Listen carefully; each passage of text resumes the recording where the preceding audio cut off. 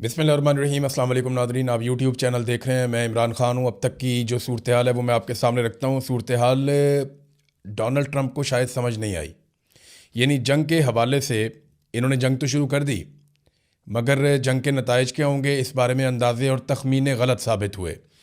White house और Donald Trump administration के अंदाजे बिल्कुल ही गलत साबित हो गए हैं। कुछ रिपोर्ट्स के मुताबिक इसराइली इदारों ने या इसराइल की जानिब से यकीन दिलाया गया था अमेरिका को कि ख़मेनी के बाद ईरानी घुटने टेक देंगे और उसके बाद हम रजीम चेंज कर सकेंगे, सूरत हाल बड़ी कंट्रोल में आ जाएगी।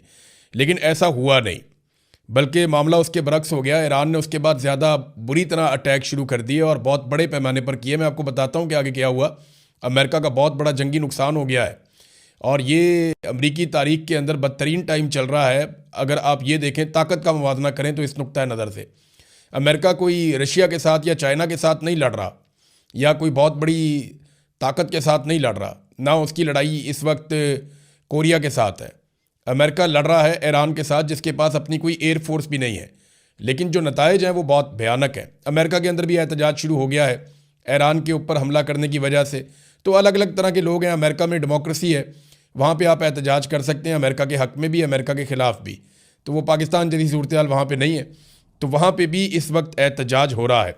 आयतुल्लाह ख़मीनी की एक हिकमत अमली जो है उनकी शहादत से पहले वो बड़ी काम आई ईरान के। उन्होंने ये हुक्म दिया था कि तमाम जो अहम लोग हैं वो अपने 4 जानशीन मुकर्रर करें और वो ये बताएं कि मेरे बाद अगर कुछ हो गया तो ये ज़िम्मेदार है, इन्हें कुछ हो गया तो फिर फ़लाँ ज़िम्मेदार है, और अगर उन्हें कुछ हो गया तो फिर फ़लाँ ज़िम्मेदार है।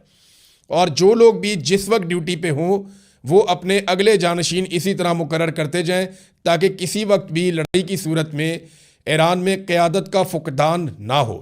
अब ये हिकमत अमली काम कर रही है।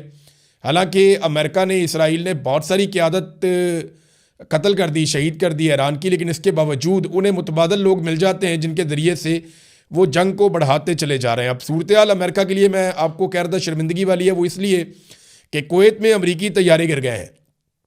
अमेरिका ने जो अब तक तस्लीम किया है वो तादाद 3 है। 3 F-15 तैयारे अमेरिका के, बड़े शानदार तैयारे हैं, जैसे कि डोनाल्ड ट्रंप कहते थे कि ब्रांड न्यू ब्यूटीफुल प्लेन्स। तो इसी तरह जो अमेरिका के ब्रांड न्यू ब्यूटीफुल प्लेन्स हैं वो वहाँ पे कुवैत में गिर गए। अब इसमें अलग अलग तरह की इतला आ रही है। शुरू में ये दावा किया गया, क्योंकि रशिया ने सबसे पहले ये खबर दी थी, रूसी मीडिया ने बताया था, उन्होंने इंटरसेप्ट कर लिया था कि कुवैत में अमरीकी लड़ाका तैयारे गिर गए हैं। पहले एक तैयारे का पता चला, फिर पता चला कि ज़्यादा तैयारे गिर गए हैं, लेकिन अभी अमेरिका ने तस्दीक की है कि उनके 3 तैयारे गिरे हैं। इससे ज़्यादा अमेरिका अभी मान नहीं रहा। जबकि जो ईरान है उसका दावा यह है कि उन्होंने ज़्यादा नुकसान किया है। अब ये तैयारे गिरे कैसे, ये सवाल पैदा होता है। कुवैत की जो वजारत दिफा है उन्होंने ये कहा कि सुबह के वक्त अमरीका के मुतअद्दिद तैयारे गिरकर तबाह हो गए। अब ये कुवैत की वजारत दिफा के तर्जुमान की जानिब से ये सोशल मीडिया पे बताया गया कि मुतअद्दिद अमरीकी फ़ौजी तैयारे गिरकर तबाह हो गए हैं। इसमें यह नहीं बताया गया कि कितने तैयारे गिरकर तबाह हुए। अब अमेरिका ने तो 3 कहा है, इंडिया भी नहीं मानता उनके कितने गिरे।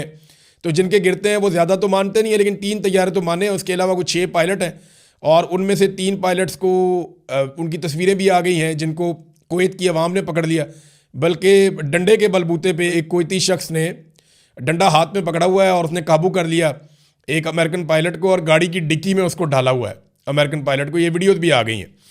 तो इस किस्म की चीज़ें जो हैं वो अब सोशल मीडिया पे हर तरफ वायरल। ये जो अवाम है अरब ममालिक के, इनकी जो वीडियोज़ आ रही हैं या जो चीज़ें हम देख रहे हैं उसमें ऐसा दिखाई देता है कि अवाम साथ खड़े हैं। उनकी हमदर्दियाँ अमेरिका और इसराइल के साथ नहीं है, बल्कि उनकी हमदर्दियाँ ईरान के साथ हैं। ये बड़ी हैरत अंगेज़ चीज़ है कि जो अरब हुक्मरान हैं उनकी हमदर्दियाँ ईरान के साथ वैसे नहीं हैं। वो सपोर्ट कर रहे हैं अमेरिका को और इसराइल को, और अड्डे भी उन्होंने दिए हुए हैं। लेकिन जो अवाम है वो बिल्कुल एक अलग तरह सोचती है। अब वो ये सोचते हैं कि जनाब हम ईरान के साथ खड़े होंगे बजाय इसके कि हम इसराइल के साथ खड़े हो जाएं या अमेरिका के साथ खड़े हों। तो ये फ़र्क तो है। कुवैत में अमरीकी सफारत खाना जो है उसके ऊपर भी हमला हुआ है। अब ये जो अमरीकी तैयारे गिरे इस पर अमेरिकन मौक़िफ़ भी आया। वो ये कहते हैं ये फ्रेंडली फायर हुआ है। फ्रेंडली फायर क्या होता है, बस आप ये समझ लें कि वो कहते हैं जो एयर डिफेंस सिस्टम है कुवैत का वो एक्टिवेट हो गया था और अमरीकी तैयारी गिर गए उसकी वजह से। जबकि कुछ मीडिया सोर्सेज ये कह रहे हैं कि ये ईरान ने किया। ईरान ये कैसे कर सकता है? ईरान के पास ज़मीन से फ़िज़ा में मार करने वाले हथियार तो हैं, उनकी अपनी एयरफोर्स तो नहीं है, लेकिन ज़मीन से फ़िज़ा में मार कर सकते हैं। इससे पहले भी उन्होंने दावा किया था कि उन्होंने कुछ ड्रोन्स गिराए हैं। लेकिन ये चीज़ें, क्योंकि जंग में सबसे पहला कत्ल जो होता है वो सच का हो जाता है, तो दोनों तरफ से झूठ बोलने की कोशिश की जाती है, अपने नुकसान को कम और दुश्मन के नुकसान को ज़्यादा दिखाया जाता है। और ये सूरत हाल अभी चल रही है, अभी तक चल रही है। नाज़रीन, मैंने जैसा कि कहा कि अमेरिका के अंदाजे गलत साबित हो गए, उसका एक वाज़ेह सबूत यह है कि अमेरिका से कोई मुज़ाकरात नहीं होंगे, ये ईरान ने कह दिया है। देखिए, ईरान के ऊपर बड़े खौफनाक हमले हो रहे हैं। जो मुख्तलिफ आलमी इदारों की रिपोर्टें हैं या जो मीडिया रिपोर्ट्स हैं या दिफाई तज्ज़ियाकार जो चीज़ें बता रहे हैं डाटा इकट्ठा करके, उनका ये कहना है कि 200 के करीब जंगी जहाज़ों ने ईरान के ऊपर हमला किया और उनकी अपनी कोई ऐसी एयरफोर्स है नहीं। अब ईरान के ऊपर 200 के करीब जंगी जहाज़ों ने हमला किया, इसराइल के और अमेरिका के, और ये हथियारों से लैस थे। 31 सूबों में से 24 सूबों के ऊपर अटैक किया गया और लगभग 1000 मकामात पे अटैक किया, 1000 हमले किए गए और बहुत बड़े हमले किए गए।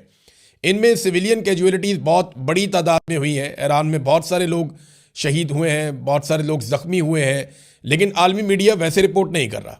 लेकिन जो ईरान की जवाबी कार्रवाई है वो हर तरफ रिपोर्ट हो रही है।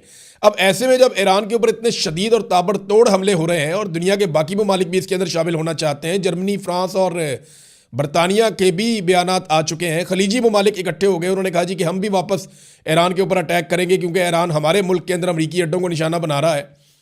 तो ऐसी सूरत हाल में ईरान को मुज़ाकरात की तरफ जाना चाहिए था, लेकिन अंदाजे गलत साबित हो गए। ईरान ने मुज़ाकरात की पेशकश ही मुस्तरद कर दी। यानी डोनाल्ड ट्रंप मुज़ाकरात की तरफ जाना चाहते हैं, ईरान अब मुज़ाकरात की तरफ नहीं जाना चाहता। बल्कि ईरान की वजारत दिफा ने एक स्टेटमेंट जारी किया था जिसमें उन्होंने कहा कि अब ये फैसला हम करेंगे कि जंग कब ख़त्म होनी है, क्योंकि जंग का आगाज़ अमेरिका और इसराइल ने खुद किया था। और आयतुल्लाह ख़मीनी की शहादत के बाद ईरानियों के जज्बात अब किसी और लेवल पे हैं। अब ये ईरान की कौमी सलामती कौंसिल के सेक्रेटरी अली लारंजानी ने अमेरिका के साथ मुज़ाकरात की खबरों की सख्ती से तरदीद करते हुए कहा कि ईरान वाशिंगटन से कोई बातचीत नहीं करेगा।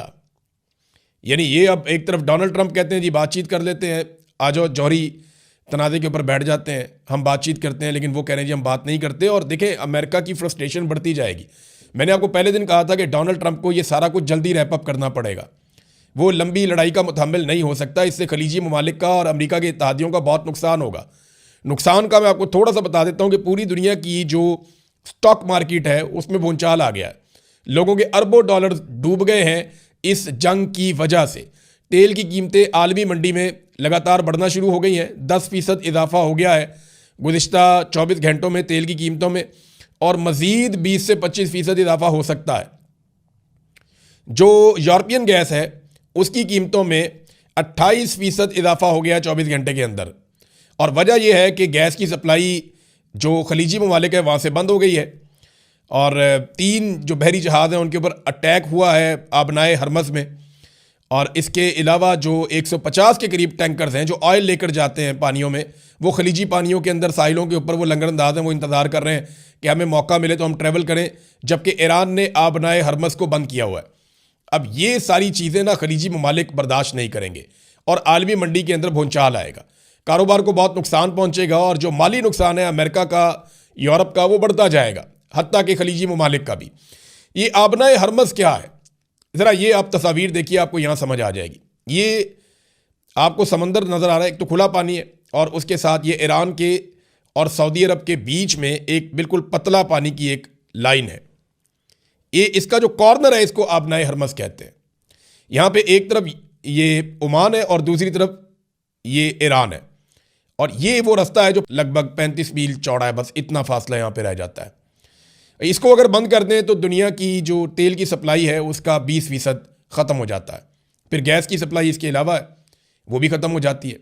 अब ये कौन कौन से मुल्क मुतासिर होते हैं इससे? इराक़, ईरान, सऊदी अरब, बहरीन, कतर, कुवैत और UAE। ये सारे ममालिक जो हैं इनकी जो पेट्रोलियम की तजारत है वो 90% इनकी रुक जाती है अगर आबनाए हरमज़ को बंद कर दिया जाए तो ईरान ने दबाव के तहत आबनाए हरमज़ को बंद कर दिया है और अब वो मिसाइल दाग रहे हैं बहुत तेज़ी से। आबनाए हरमज़ की बंदिश से एक दबाव पैदा हो रहा है। अगर ये लड़ाई मज़ीद बढ़ती है, और मज़ीद जगहों पे इसके असरात चाहते हैं तो तेल की सप्लाई मज़ीद मुतासर होगी और दुनिया पूरी के ऊपर इफ़ेक्ट आएगा। ईरान ने जदीद मिसाइल दागना शुरू कर दिए और ये जो अल-फतह मिसाइल है ये बहुत रफ्तार से जाते हैं। इससे पहले जो ईरान ने मिसाइल चलाए वो और तरह का स्टॉक था और अब वो अपने जदीद तरीन मिसाइल चला रहे हैं। हाइपरसोनिक मिसाइल हैं उनके पास, बैलिस्टिक मिसाइल हैं उनके पास, और ये बड़े खौफनाक मिसाइल हैं। इनकी तादाद मैंने आपको कल बताया कि अमेरिका और इसराइल का मानना है कि ये 2-3 हज़ार से लेके 5 हज़ार तक है। तो ये बहुत बड़ा ज़ख़ीरा है मिसाइलों का और ये किसी भी मुल्क को पूरी तरह तबाह करने की सलाहियत रखता है, या उनकी दिफाई सलाहियत को, या बहुत सारी उनकी बिल्डिंगों को, या माली नुक्ता नज़र से उनको बहुत बड़ा नुकसान पहुँचाने की सलाहियत रखता है। पूरे शहरों को ये मलियामेट कर सकता है, मिसाइलों का इतना बड़ा ज़ख़ीरा। तो ईरान जो है वो अभी इनको दाग रहा है। ईरान ने अब तक कहाँ कहाँ पे अटैक किया है, कितने मुल्क ऐसे हैं जिनकी फैसिलिटीज़ पे ईरान ने अटैक किया, ये बहुत अहम डाटा है। 11 ममालिक हैं जहाँ पे अमरीकी, फ्रांसीसी और बरतानवी एसेट्स को या मिलिट्री असासों को ईरान ने निशाना बनाया। इसराइल पे तो वैसे ही अटैक किया हुआ है। सऊदी अरब में, यूएई में, कतर में, कुवैत में, उर्दन में, इराक में, बहरीन में, ओमान में, शाम में, तराबलस यानी साइप्रस, यहाँ पे तराबलस जो है साइप्रस ये बरतानिया की जगह है, तो आप बरतानिया समझें इसको। तो यहाँ पे अभी तक ईरान ने लगातार अटैक किए। ईरान का एक बहुत बड़ा दावा सामने आया क्योंकि अमेरिका ने ये कहा जी उनके 3 फ़ौजी अभी तक मारे गए हैं और काफ़ी सारे ज़ख्मी हुए हैं, लेकिन 3 फ़ौजियों के अमेरिका ने ये कहा कि 3 फ़ौजी हमारे, जबकि ईरान की तरफ से जो दावा सामने आया वो ये है कि 560 अमरीकी फ़ौजी हमने मार दिए।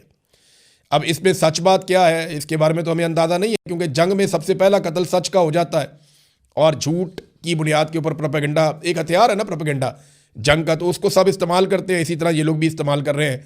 अमेरिका अपना नुकसान छुपाएगा और ईरान जो है वो नुकसान ज़्यादा बताएगा। तो 560 फ़ौजी ईरान कह रहा है जनाब के मार दिए गए। अल जज़ीरा ने एक रिपोर्ट दी है जिसमें अल जज़ीरा बता रहा है कि कहाँ कहाँ पे कितने लोग मारे गए, और ये रिपोर्ट आज सुबह तक की है और हर सुबह ये रिपोर्ट अब आया करेगी। लबनान के अंदर, इराक के अंदर, ईरान के अंदर जहाँ पे जानी नुकसान हुआ है, 555 अफराद ईरान के अंदर सुबह तक जो है वो जाँ बहक हुए हैं। इनमें बच्चियाँ मासूम स्कूलों की थी। रज़ा पहलवी को देखें, ईरानी क्यों तस्लीम करेंगे। मैं एक बात आपको बताता हूँ, रज़ा पहलवी वो ये चाहता है कि वो ईरान पे आकर हुकूमत करे, लेकिन ईरानी उसको तस्लीम नहीं करेंगे। ईरान की कौम किसी और तरफ निकल गई है, वो बहुत पीछे रह गया। रज़ा पहलवी ने जो ट्वीट किया, जो बयान दिया, उसने कहा कि 3 अमरीकी फ़ौजियों की शहादत के ऊपर मेरा दिल खून के आंसू रो रहा है, ये रज़ा पहलवी ने कहा। अब इस पे तो ईरानी कौम खुश नहीं होगी, वो तो नफरत करेगी, क्योंकि वहाँ पे सैकड़ों बच्चे कत्ल हो गए हैं, मासूम बच्चे मारे जा रहे हैं ईरान में, सिविलियंस मारे जा रहे हैं, उनके ऊपर एक लफ्ज़ नहीं बोला। और दूसरी तरफ उसने ये स्टेटमेंट दिया है। तो रज़ा पहलवी को पूरा का पूरा जो अवामी नुक्ता नज़र से या ईरानी अवाम के ऊपर उसका भरोसा नहीं है।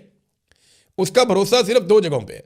एक उसको अमेरिका और इसराइल पे है कि ये मुझे इक़्तिदार दिलवा देंगे, ताकत दिलवा देंगे ईरान में।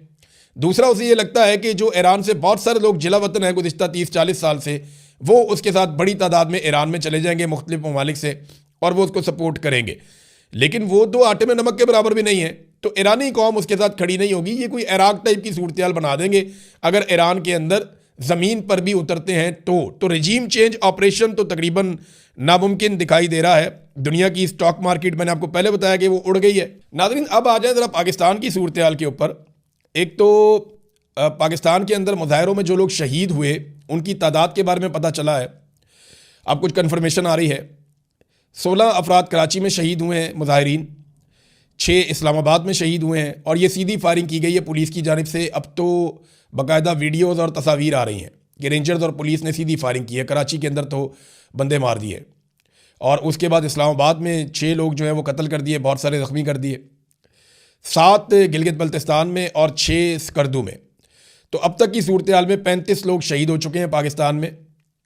गिलगित बल्तिस्तान और स्कर्दू के अंदर जो है वो कर्फ्यू नाफिज कर दिया गया है लॉ इन्फोर्समेंट की जानिब से कि जनाब वहाँ पे लोग अब बाहर ना निकलें, जबकि पाकिस्तान में बहुत सारी परवाज़ें मनसूख हो गई हैं। पाकिस्तान के अंदर जो है वो पेशावर समेत दीगर एयरपोर्ट्स के ऊपर अब परवाज़ें मनसूख हो गई हैं और वहाँ पे लोग ट्रैवल नहीं कर पा रहे हैं। ये है नादरीन सूरत हाल, और इंटरनेशनल फ़्लाइट्स तो वैसे ही ख़त्म हो गई हैं इस पूरे रीजन के अंदर। पाकिस्तान की हुकूमत के लिए एक बहुत शर्मनाक सूरत हाल तब पैदा हो गई है जब सहाफ़ियों ने उनसे ये सवालात करने शुरू किए कि आप अमेरिका का नाम क्यों नहीं लेते।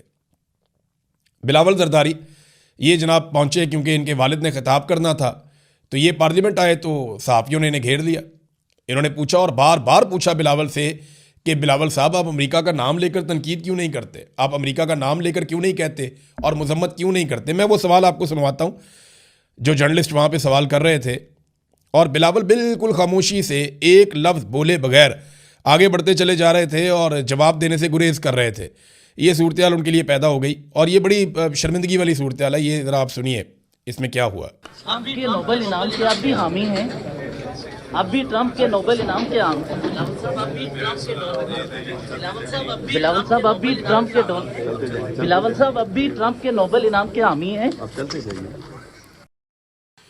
ये जनाब बिलावल से पूछ रहे हैं कि क्या आप अब भी ट्रंप के नोबेल इनाम के हामी हैं, तो बिलावल की आवाज़ नहीं निकल रही, बिल्कुल खामोशी के साथ चलते चले जा रहे हैं। राना सनाउल्लाह से भी ये सवाल हुआ, बिलावल को तो बिल्कुल चुप लग गई, क्योंकि अमेरिका के ख़िलाफ़ बोलने का मतलब ये है कि कभी भी इक़्तिदार में इन्होंने नहीं आना और ये अमेरिका के भरोसे आएंगे, क्योंकि पब्लिक पे तो इनको भरोसा है नहीं। लेकिन अब PMLN और पीपल्स पार्टी ये अब डोनाल्ड ट्रंप के ख़िलाफ़ किसी सूरत नहीं जा पाएंगे।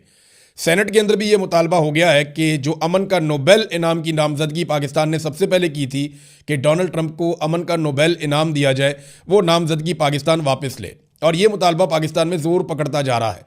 तमाम मुजाहिरीन भी ये कह रहे हैं, तमाम मुखालिफिन भी ये कह रहे हैं, और ईरान जंग के हवाले से लोगों का ये मानना है कि अमेरिका ने अमन व अमान को ख़राब किया है, लिहाजा पाकिस्तान ने जो डोनाल्ड ट्रंप के लिए अमन के नोबेल इनाम के लिए नामजदगी की है वो नामजदगी वापस ले ले। अब बिलावल से बार बार पूछा, लेकिन बिलावल को बिल्कुल चुप लग गई और वो बोलने से बिल्कुल कासिर रहे। राना सनाउल्लाह से पूछा तो उन्होंने कहा जी हमने तो सूरत हाल की मजम्मत कर दी है।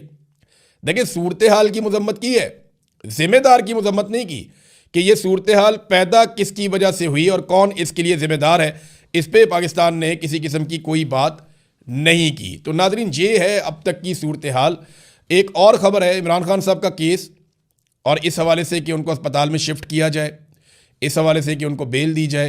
ये मामलात इस्लामाबाद हाई कोर्ट में चल रहे हैं। सुप्रीम कोर्ट ने तो हाथ खड़े कर दिए, और अब कल का दिन बड़ा इंपॉर्टेंट है। मैं अगले वीलॉग में आपको बताऊंगा तफसील से, बाकी खबरों के साथ साथ ये भी कि इस्लामाबाद के अंदर हाई कोर्ट में इमरान खान साहब का केस कल के दिन के लिए लग गया है, और इसमें क्या पेशरफ्त हो सकती है, क्या वाकई इमरान खान साहब को अस्पताल शिफ्ट किया जा सकता है। हाँ, एक और बड़ी खबर जो मैं मिस कर गया, और ये वाकई बहुत बड़ी खबर है कि सऊदी अरब ने एक गिला किया। एक तो अरामको दुनिया की मशहूर तरीन और बहुत बड़ी एक साइट है, रिफाइनरी है, ऑयल रिफाइनरी, सऊदी अरब में आर्जी तौर पे बंद कर दी गई है। उसके ऊपर भी एक अटैक हुआ है, लेकिन ईरान ने यह कहा है कि यह अटैक हमने नहीं किया।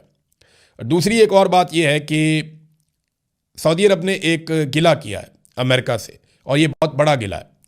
सऊदी अरब ने कहा कि अमेरिका अपने पूरे हथियारों के साथ एयर डिफेंस सिस्टम को इसराइल ले गया और उसने इसराइल की प्रोटेक्शन की है और हमें ईरानी मिसाइलों के सामने अकेला छोड़ दिया। ये सऊदी अरब ने गिला किया अमेरिका से। तो ये तो बात ठीक है। देखें, जब भी कभी अमेरिका को इंतखाब करना पड़ेगा किसी एक दोस्त का, किसी एक सज्जन का, तो डोनाल्ड ट्रंप हमेशा इसराइल का इंतखाब करेंगे, क्योंकि डोनाल्ड ट्रंप ने कभी भी झूठ इस तरह बोला नहीं है। डोनाल्ड ट्रंप खुलकर बात करते हैं, साफ बात करते हैं। डोनाल्ड ट्रंप कहते हैं मेरा इसराइल सबसे बेहतरीन दोस्त है और मेरे सबसे अच्छे ताल्लुकात उसके साथ हैं और मैं इसराइल को महफूज बनाना चाहता हूँ। उन्होंने कभी लगी लिपटी रखी नहीं है। तो अरब ममालिक को ये बात खुद समझनी चाहिए थी कि उनकी प्रायोरिटी हमेशा इसराइल रहेगा। तो सऊदी अरब का ये गिला तो जायज़ है, लेकिन गिला क्या, आपको पहले सोचना चाहिए था कि इसराइल ही उनकी प्रायोरिटी रहेगा। American air defence system Israel को प्रोटेक्ट कर रहे हैं और सऊदी अरब का गिला है कि हमें प्रोटेक्ट नहीं कर रहे। बाकायदा ये खबर अब छप चुकी है। अब तक के लिए इतने ही। अपना ख्याल रखिएगा, अपने इस चैनल का भी। अल्लाह हाफ़िज़।